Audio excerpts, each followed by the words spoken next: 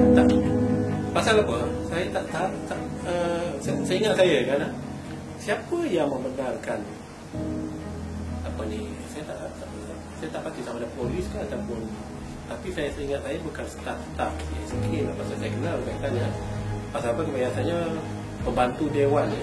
Jadi kita ambil masa dewan sidang, kita ambil yang mana ya. Pasal tentara kita ada seorang.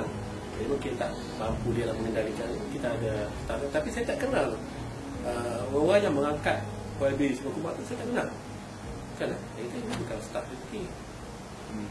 Jadi Kemudiannya menimbulkan persoalan saya. Sampai speaker pun masa itu dia seolah macam melekat di kursi dia. Melekat. yang itu dia. Saya udahlah kata heboh pasal bomoh je. Bomoh masa itu. Apa ni? Jadi speaker pun terpaksa diangkat. Saya kata apa kata mandram. Kalau Tamil jampi dia apa?